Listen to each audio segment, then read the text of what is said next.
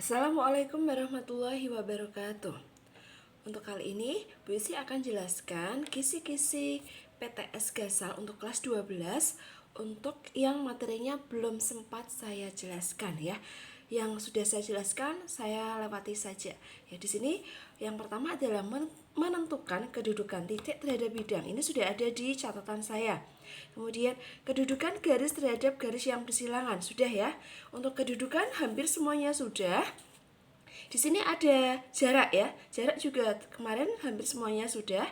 Jarak untuk yang terakhir adalah menentukan jarak antara dua bidang.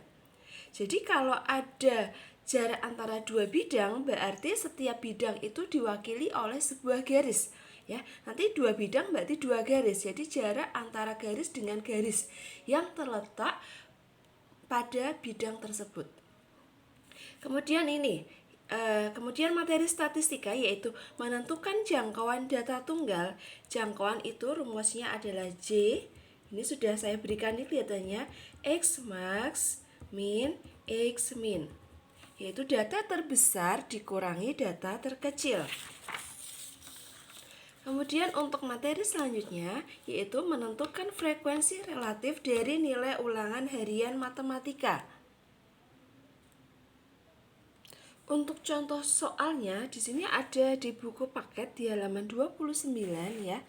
Lihat halamannya 29. Ini ada contoh ya. Frekuensi relatif kelas pertama. FR relatif yaitu dari 7 itu frekuensinya, dibagi 40 itu banyaknya. Bisa lihat di atasnya 7, 40 itu total semua frekuensi. Jadi 7 per 40 dikali 100%. Namanya frekuensi relatif ya. Jadi 7 itu frekuensi yang dicari per banyaknya kali 100%. Bisa dilihat dipelajari sendiri nih, ada A, B, C, D, E, F untuk frekuensi relatif. Kemudian untuk kisi-kisi selanjutnya adalah menentukan nilai simpangan kuartil. Ini tentang kuartil ya. Jadi ketika suatu kuartil itu adalah data terurut dibagi menjadi 4 bagian yang sama ya. Jadi misalkan ada sebuah data, nanti saya kasih contohnya untuk soal kuartil. Oke, di sini contohnya, misalkan ada sebuah data tunggal dari datanya adalah 45763289610. Tentukan simpangan kuartil data tersebut. Kita lihat banyaknya data ada berapa ini? 1, 2, 3, 4, 5, 6, 7, 8, 9, 10 ya. Langkah pertama untuk median ataupun kuartil yaitu langkah pertama adalah data diurutkan. Itu yang pertama. Kita urutkan dari yang paling kecil sampai yang paling besar. Yang paling kecil adalah 2. Berarti di sini data diurutkannya 2, 3, kemudian 4, 5, 6-nya ada 2, terus 7, 8, 9, 10. Kita cek datanya harus 10. 1, 2, 3, 4, 5, 6, 7, 8, 9, 10. Kemudian kita langkah pertama cari median atau cari nilai tengah. Jadi kalau 10 data kita bagi 2 langsung kiri dan kanan, yaitu 5 data, 5 data. 5 data ke kiri, 1, 2, 3, 4, 5. 5 data ke kanan, 1, 2, 3, 4, 5. Ternyata tengah-tengahnya di sini. Ini median atau kita sebut dengan kuartil kedua. Nanti kuartil ada 3. Karena data dibagi 4 maka kuartilnya ada 3. Ya. Jadi kemudian untuk Q1 atau kuartil pertama yaitu dari awal sampai tengah. Dari 2 sampai 6 itu ada 5 data. Berarti tengah-tengahnya di data ketiga di sini. Lihat, 2 ke kiri, 2 ke kanan sama. Berarti ini Q1 kuartil pertama. Kemudian antara tengah sampai akhir 1, 2, 3, 4, 5. Berarti datanya adalah 8 untuk Q3-nya. Ya. Jadi ada Q1, Q2, Q3. Ini kalau untuk datanya genap. Semisal datanya ganjil ya. Sebelum kita ke data ganjil, kita selesaikan dulu dari pertanyaannya adalah simpangan kuartil. Simpangan kuartil rumusnya adalah setengah kali Q3 min Q1. Untuk rumusnya bisa kalian baca di halaman 47. Q3-nya yaitu 8, Q1-nya 4. Ya, 8 kurangi 4 adalah 4. Setengahnya 4 adalah 2. Begitulah cara mencari simpangan kuartil. Kemudian untuk data ganjil ya. Ini data ganjil ya. Saya ambilkan datanya, misalkan ada 7. Ya. Langsung data saya urutkan dulu ya. Langkah pertama adalah data diurutkan. Soalnya saya buat sama dari atas, tapi 3 nomor terakhir atau datanya 9 aja, 9. Satu nomor terakhir saya buang, berarti 4 sampai 6 ya. Langkah pertama data diurutkan yaitu 2, 3, 4, 5, 6, 7, 8, 9. Ya. Kita lihat, karena ada 9 data, berarti tengah-tengahnya adalah, cari tengah-tengahnya dulu. 4 ke kiri, 4 ke kanan ya. 1, 2, 3, 4, 1, 2, 3, 4. Berarti disinilah Q2-nya. Kemudian untuk mencari Q1. Untuk mencari Q1 itu harus dari awal sampai tengah. Bukan 2 sampai 5, bukan. Tapi 2 dari awal sampai tengah-tengah Q2. Jadi ini saya garisi. Pol sini. Ya, jadi ada berapa data? 1, 2, 3, 4, 5. Karena ada 5 data, berarti tengah-tengahnya adalah 4. Ini sebagai Q1. Kemudian yang ini, dari tengah dari 6 sampai 9. Kita cek datanya juga sama. 1, 2, 3, 4, 5. Maka tengah-tengahnya di sini. Ya, 2 ke kiri, nih ya. 2 ke kiri, 2 ke kanan. Ini sebagai Q3. Jadi simpangan kuartilnya rumusnya, istilah simpangan kuartil rumusnya atau lambangnya adalah H ya. H sama dengan setengah Q3 dikurangi Q1. Setengah dari Q3-nya 7 dikurangi 4, berarti setengah dari 3. Sama dengan 1/2 atau 3/2. Untuk simpangan kuartil sudah. Kemudian kita cek untuk materi kisi-kisi selanjutnya. Di sini, menentukan banyaknya siswa dengan nilai tuntas yang ditunjukkan dengan diagram batang. Jadi nanti kalian bisa membaca diagram batangnya. Nilai tuntas itu artinya nilai yang di atas KKM. Berarti udah selesai, udah tuntas di atas KKM. Jadi lihat diagram batangnya, hitung banyaknya siswanya. Ya, lihat frekuensinya kalau banyaknya siswa. Kemudian selanjutnya adalah menentukan nilai desil dari data tunggal. Kalau kuartil adalah data dibagi 4, kalau desil itu adalah data dibagi 10. Itu bedanya. Kuartil data dibagi 4, untuk desil data dibagi 10. Ya, jadi sebaiknya untuk desil kita pakai rumus. Kalau untuk mendata agak kesulitan. Secara rumus ya, ini saya jelaskan, kuartil itu adalah data terurut dibagi menjadi 4 bagian yang sama. Ya, secara rumus KI-nya nilai data ke I ya, ini I per 4 ya. Jadi nanti I-nya hanya ada 3. Kalau data dibagi 4, I-nya 3, I per 4 N plus 1. Kemudian desil, tadi sudah saya singgung sebentar, yaitu data terurut dibagi menjadi 10 bagian yang sama. Ya, berarti I-nya antara 1 sampai 9. Nilai data ke I per 10. Lihat dibagi 10, N plus 1. I-nya adalah 1, 2, 3 sampai 9. Ya. Kemudian untuk contohnya sekarang ya, untuk desil, kalau kuartil tadi sudah. Untuk contoh bisa dilihat di sini ya, soal halaman 40. Perhatikan diagram batang pada nomor 1 ya. Ini diagram batangnya. Ini langsung tabelnya aja. Yang saya ambil yang B, desil ke-6 ya. Yang A di sini ada istilah kuartil bawah dan kuartil atas. Jadi kalau kuartil bawah itu namanya Q1, kuartil tengah berarti Q2 atau median, kuartil atas itu adalah Q3. Jadi istilah Q1 adalah kuartil bawah, istilah Q3 adalah kuartil atas. Yang B, desil ke-6. Jadi ketika ada data tunggal, jumlahnya seperti ini ya, berfrekuensi, data tunggal berfrekuensi. Langkah pertama, kita buat Ya, langkah pertama kita buat tabel distribusi frekuensi kumulatifnya, itu ngecek dari frekuensinya mulai dari 7 ditambah 2 adalah 9, ditambah 9 18 dan seterusnya. Ini masih ingat ya. Kemudian banyak data ada 30 di sini. Kita ambil yang B langsung, saya jelaskan. B desil ke-6 ya, berarti D6. Kalau desil ke-8 berarti D8, desil ke-10 berarti D10. Menyesuaikan desilnya sampai 9, ya ada 10. Berarti desil ke-9 berarti D9. Rumusnya adalah data ke ini 6 per N-nya 10, 10 itu rumusnya ya, yaitu I per 10, I-nya adalah 6, ini 6, ini 6, kali N plus 1, N-nya 30 ditambah 1. Jadi kalau saya hitung, berarti 6 per 10 kali 31. Ketemunya adalah 18,6. Bagaimana cara menghitung 18,6? Berarti data ke-18 ya, data ke-18 ditambah 0,6, berarti 0,6. 0,6. Jadi data setelah 18 adalah 19. Saya ulang, tadi perhitungannya D6 rumusnya adalah 6 per I per 10 N plus 1 ya. Rumusnya di sini saya tuliskan biar gak bingung.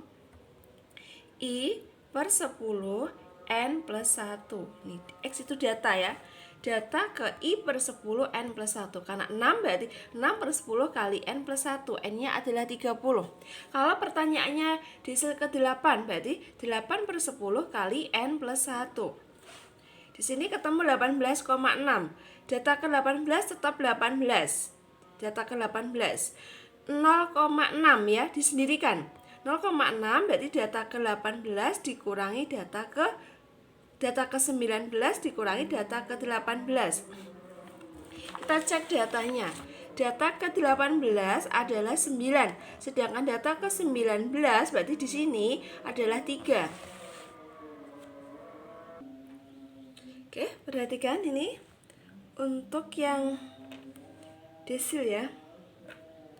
Jadi dilihat ini data ke-18. Kita cek tadi data ke-18-nya adalah 8 ya. Data ke-18 adalah 8, sedangkan ke-19 ini kan 21, itu artinya 19 sampai 21 adalah 9. Jadi 8 ditambah 0,6 kali 9 min 8. Oke, biar lebih jelas saya kasih tambah satu contoh soal. Misalkan tentukan desil ke 4 ya, desil ke 4 berarti D4. Dengan soal yang sama, D4 sama dengan data dari I per 10 N plus 1 ya. I-nya adalah 4 ya, berarti data 4 per 10, N-nya tadi 30 ditambah 1. 4 per 10, 31. 31 kali 4 yaitu ini 4, X-nya 124 ya. 4 per 3, 12 per 10. Berarti X-nya adalah 12,4 ya.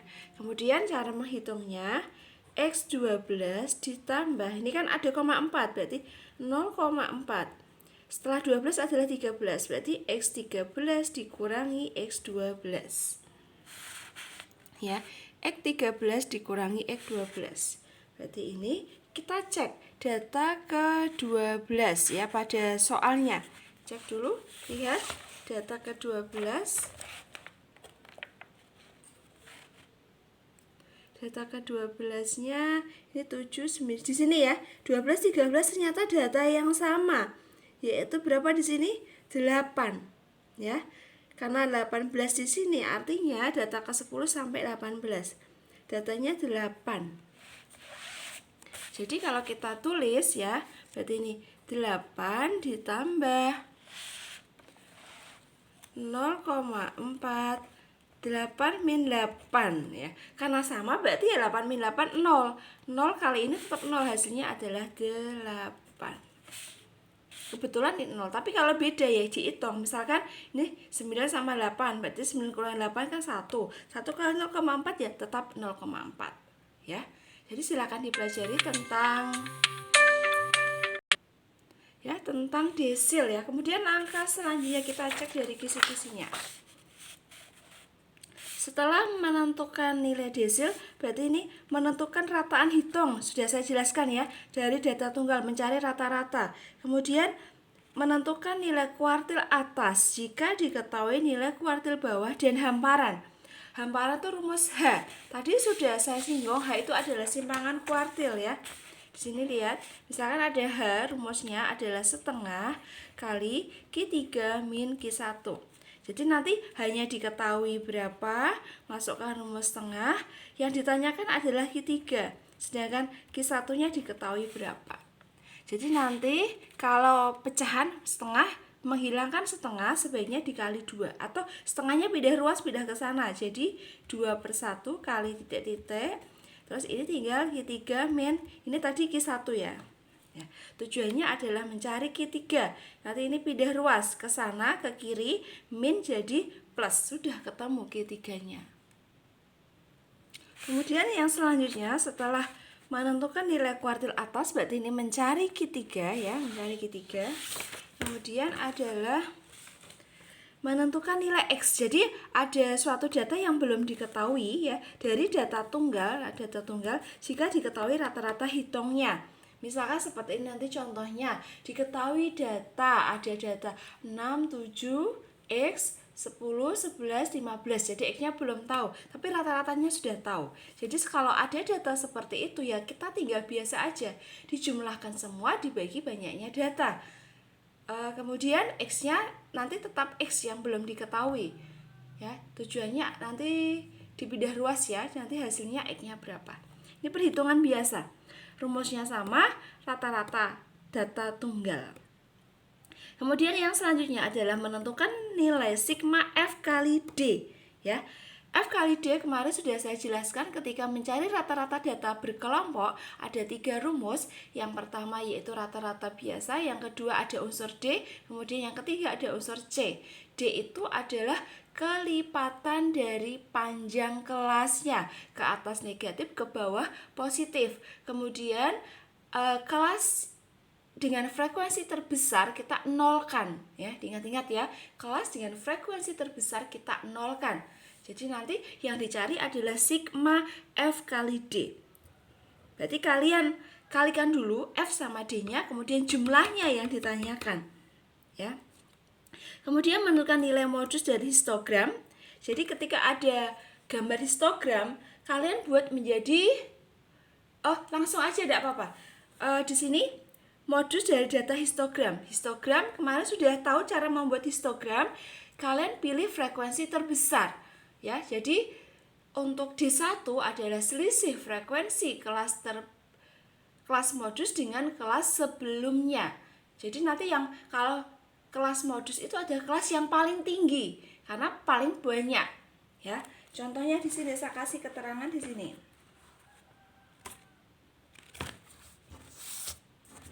Misalkan data soal ini. Lihat, ini ada gambar histogram ya. Kemudian kalau ditanyakan modusnya, misalkan di sini lihat terbesar itu ada yang paling tinggi dengan frekuensinya adalah 6. Kemudian sebelumnya rendah sekali, frekuensinya 3. Kemudian setelahnya frekuensinya adalah 5. Jadi kalau kita menghitung berapa nilai modusnya, coba kita hitung bersama-sama ya. MO dari data ini ya, MO rumusnya modus harus hafal ya. Rumusnya adalah tepi bawah ditambah D1 per D1 plus D2 kali P, panjang kelas. Kita cari D1. D1 adalah selisih frekuensi kelas modus dengan kelas sebelumnya. Yang paling tinggi adalah 6, dikurangi 3 berarti 3. D1-nya ketemu 3. Terus D2, ini 6, ini 5, berarti 6 kurangi 5 yaitu 1. D1 6 kurangi 3, D2 6 kurangi 5. Jelas ya? Berarti 3 sama 1 ya. Masukkan tepi bawahnya, lihat. Tepi bawahnya adalah ini di sini pinggirannya, yaitu 17,5. 17 pada kelas modusnya. Berarti 17,5 ditambah D1-nya tadi 3 per 3 ditambah 1 kali panjang kelasnya. Berarti antara ini ke sini, lihat 11,5 sampai 14,5 berarti ditambah 3 ya, atau 14,5 dikurangi 11,5 berarti kan 3 ya, panjang kelasnya 3. Dan ini tinggal ngitung saja ya. Kemudian kisi-kisi selanjutnya,